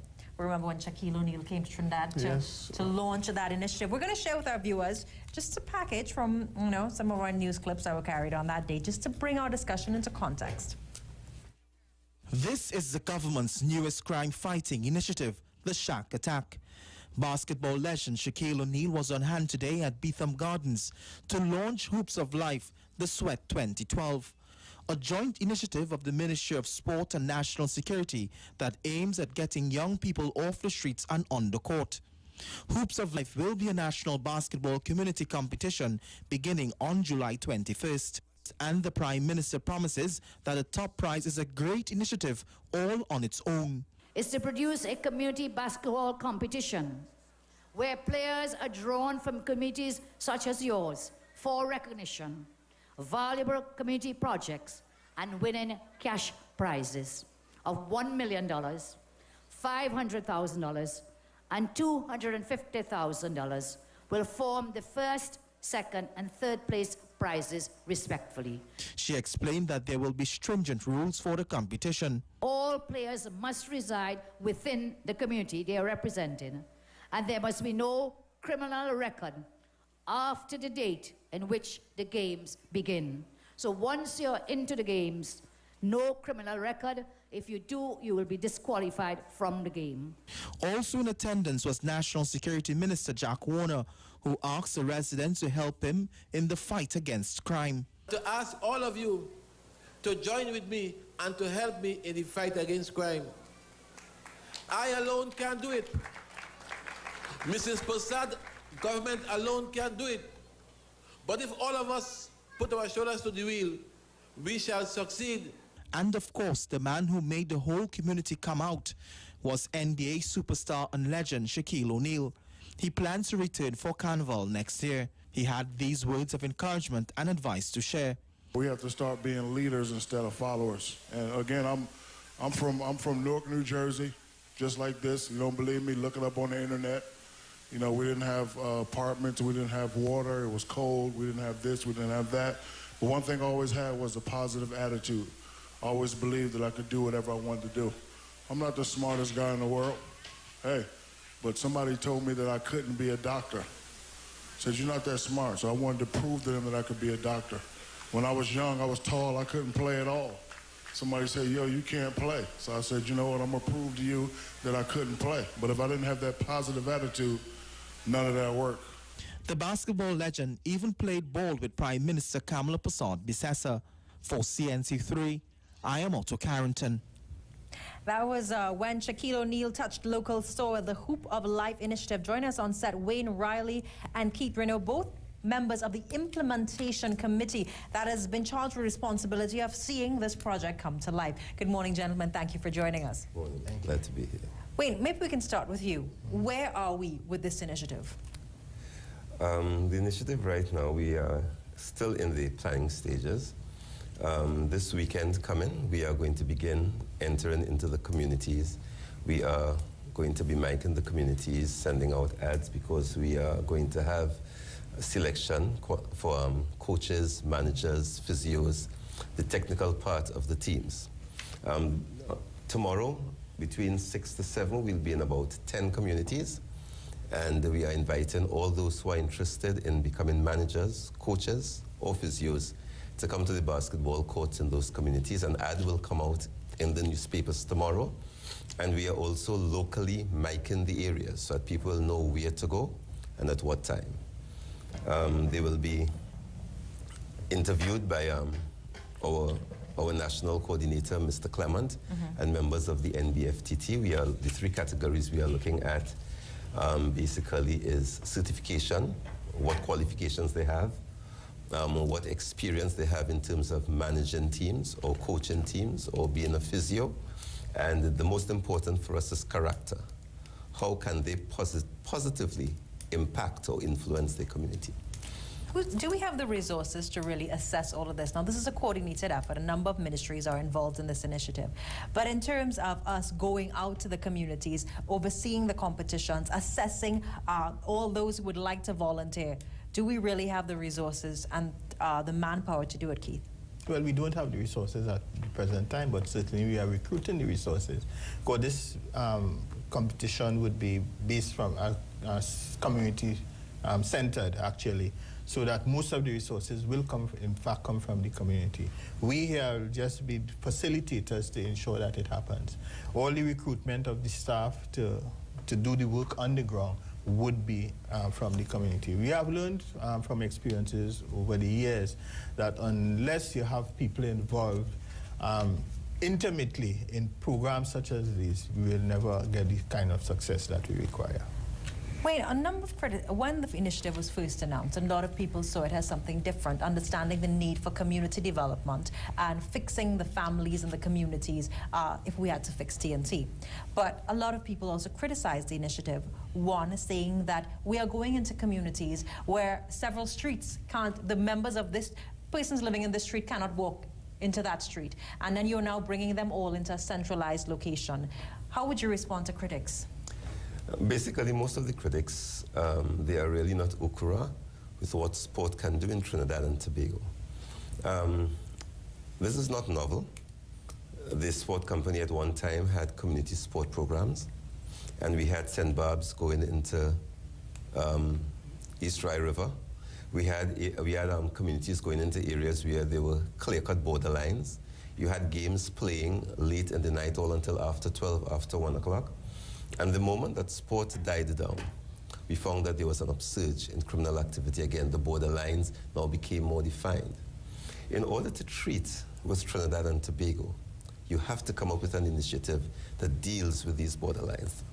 If you don't do that, we will forever be in limbo. What Mr. Warner has understood and what this government has understood is that if you have to treat with crime, it has to be a multifaceted approach.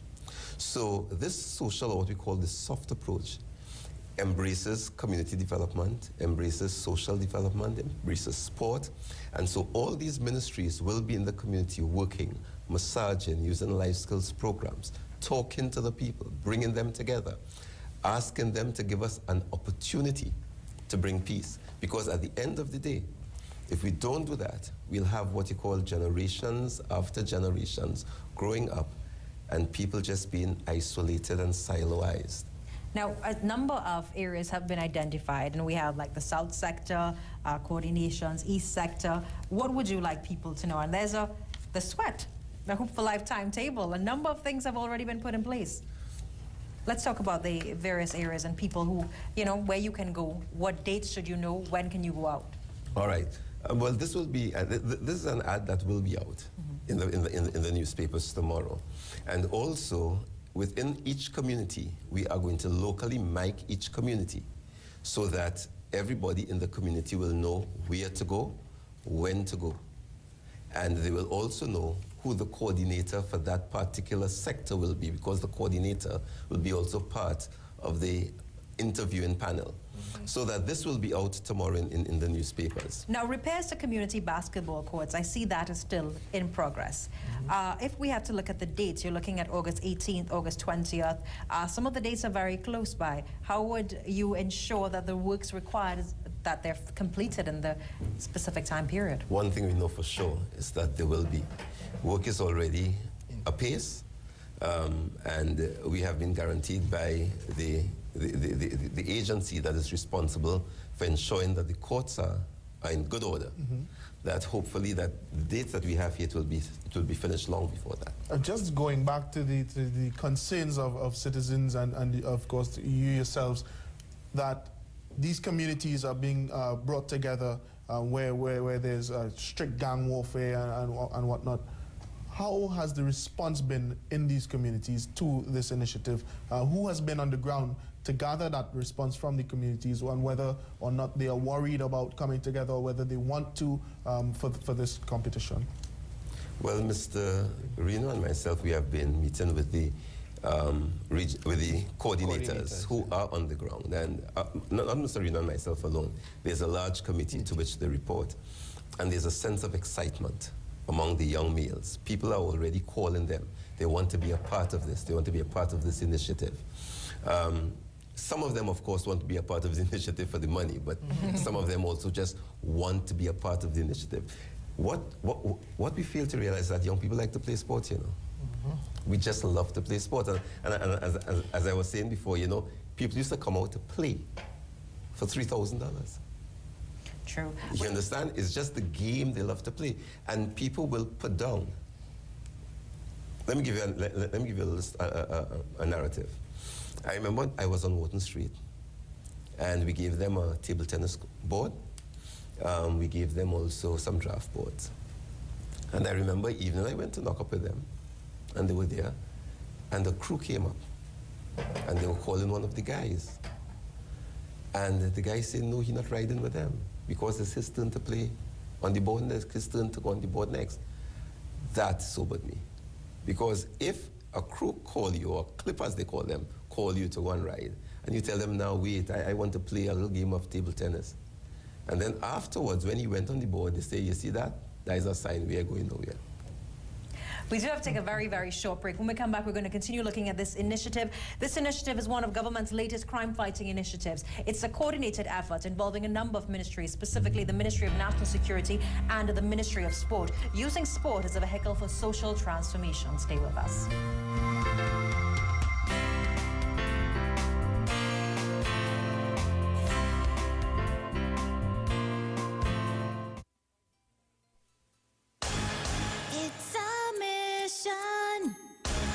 This is our vision. Making it happen. We're making a difference. Here and now, across the land, Trinidad and Tobago. Open your eyes, realize there's so much waiting for you. Republic Bank Limited, in collaboration with TNT Blind Welfare Association, present Vision Caravan from May to September 2012 throughout rural Trinidad and Tobago. Come, have your eyes tested and experience a new vision. See press for details. Open your eyes, become aware, make use of what's here for you.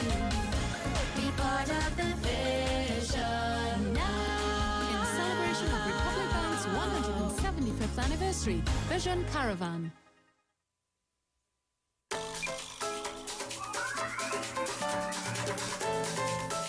Get ready for back to school at Payless, where you're sure to find unbelievable savings.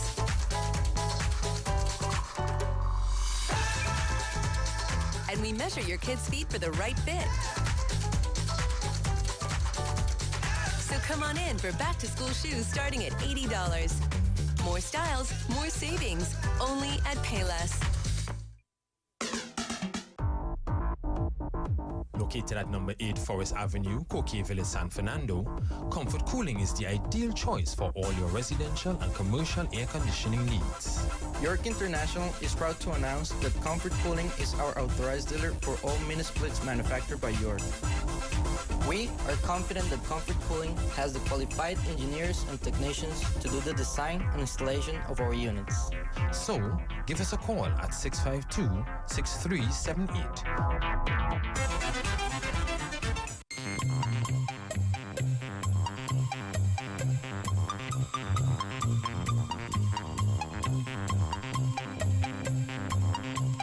Don't miss these super discounts at Motor Live's rainy day sale now on.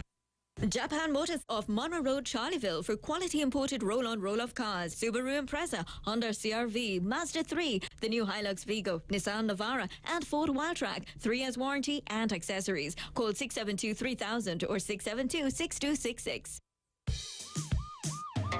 Come and see what police can do. Come and hear what police can do. Come and learn what police can do. We want to partner with you. Police Caravan is rolling into Arima. Come on down to the Princess Royal Park near to the bus terminal on Friday, 17th August 2012 from 12 noon to 5 p.m. It's interesting and informative. Bring the entire family. See you there. We want to partner with you.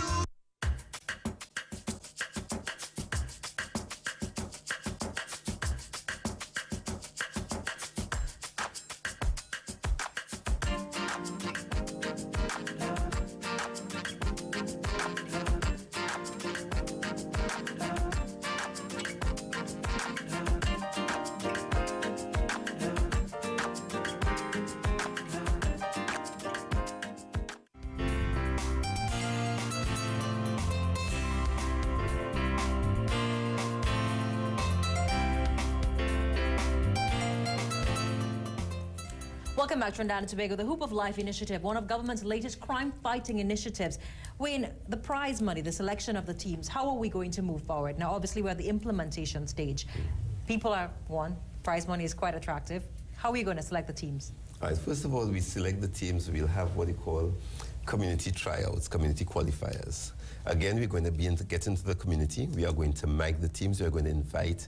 If you want to come with a team, you come with a team. If you want to come as an individual, you'll be placed on a team because we suspect that a number of individuals will come. We'll have one day as a tryout session.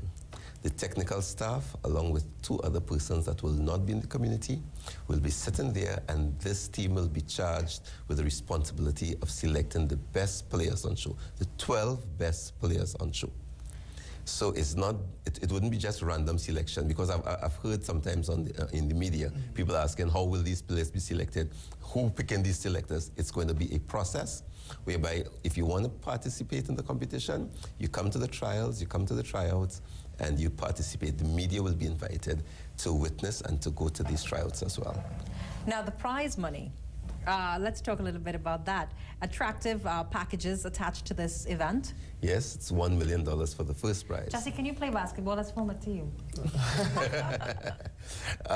Yes, it's $1 million, that's true, but half of that prize money is going towards the development of a project in the particular community. So $500,000 will be for a project identified by the community for the community. Oh, so it's not just going to be $1 million in cash handed out to the team. Okay. And the other $500,000 will be given to the team, including of the technical staff, over a period of 6 months. So basically it boils down to about $5,000 a month for a period of 6 months. So it's not a lump sum of money that you'll be getting. Okay. It's going to be money over a period of 6 months. And this goes to the team and not individuals, or is it handed out accordingly as they see fit? The $5,000 per month, does it go to individuals? It goes to the players and the technical staff. So it's $5,000 per person. Okay, now Keith, looking at sport, this initiative has come in for some criticisms, and many have stated that one, it's another color me orange, that instead of empowering, educating and taking people out of a cycle of dependency, you're simply perpetuating a stereotype. How would you respond to that? Well, nothing could be further from the truth, because internationally, sport is recognized as a vehicle for bringing about social transformation. In fact, the role of sport as a developmental tool, according to the USAID, is sport plays a significant role in the cultures and communities all over the world. And there's a growing understanding that sports programs merit support because they are powerful vehicles for achieving broader goals, particularly in advancing development, and in our case, peace agendas. So that question of bringing about peace in communities is really a critical element of this program. Well, you have the final word, 10 seconds this morning. 10 seconds. All I would say is that Trinidad and Tobago needs to come out there and support this program. This is a program that has the potential to transform the landscape, the criminal landscape of Trinidad and Tobago, and bring a more socially amenable society back in place. bring our society back in place. The Hope of Life initiative, it's something that's being launched, the latest crime fighting initiative. A number of ads will start from tomorrow morning. Go out and support your local teams. Get involved. I'm Hema Ramkissoon. On behalf of everyone attached to the Early Morning Show, I wish you a safe and blessed weekend. Thank you again for always inviting us into your homes. And I will see you on Tuesday morning. To the Muslim community, Eid Mubarak.